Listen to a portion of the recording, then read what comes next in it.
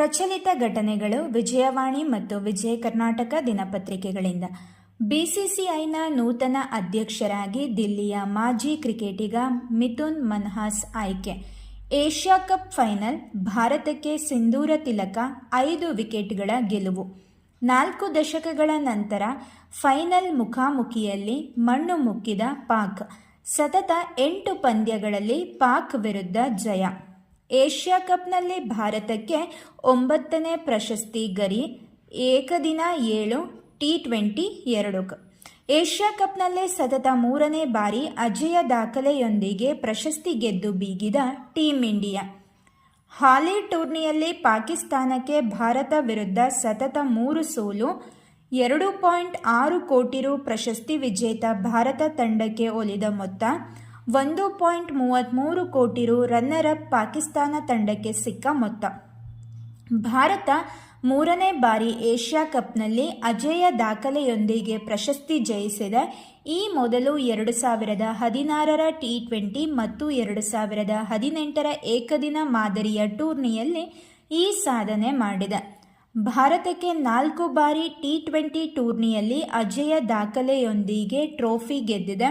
2016ರ Asia cup, 2023ರ Asian games, 2024ರ ವಿಶ್ವಕಪ್ ಮತ್ತು ಈಗ 2025ರ ಏಷ್ಯಾ ಕಪ್ನಲ್ಲಿ ಈ ಸಾಧನೆ ಮಾಡಿದೆ. 2025ರ ಏಷ್ಯಾ ಕಪ್ನಲ್ಲಿ ಭಾರತದ ವಿರುದ್ಧ ದಾಖಲಾದ ಶತಕ 1 ಶ್ರೀಲಂಕಾದ ಪಾತುಮ್ ನಿಸಾಂಕ್ರಿಂದ.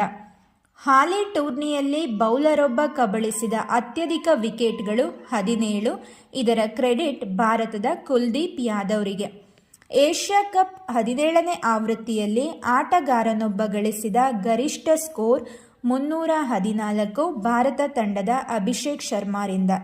ಹಾಲಿ ಏಷ್ಯಾ ಕಪ್ ಟೂರ್ನಿಯಲ್ಲಿ ಆಟಗಾರನೊಬ್ಬ ಗಳಿಸಿದ ಅತ್ಯಧಿಕ ಸಿಕ್ಸರ್ಗಳು 19 ಭಾರತದ ಅಭಿಷೇಕ್ ಶರ್ಮಾರಿಂದ. ಪ್ರಸಕ್ತ ಏಷ್ಯಾ ಕಪ್ನಲ್ಲಿ ಆಟಗಾರನೊಬ್ಬ ಗಳಿಸಿದ ಅತಿ ಹೆಚ್ಚು ಫೋರ್ಗಳು 32 ಭಾರತದ ಅಭಿಷೇಕ್ ಶರ್ಮಾ. ಸ್ಕೋರ್ ವಿವರ: ಪಾಕಿಸ್ತಾನ 19.1 ಓವರ್ಗಳಲ್ಲಿ 146 ರನ್ಗಳು, ಭಾರತ 19.4 ಓವರ್ಗಳಲ್ಲಿ 150 ರನ್ಗಳು, 5 ವಿಕೆಟ್ಗಳ ಭರ್ಜರಿ ಗೆಲುವು.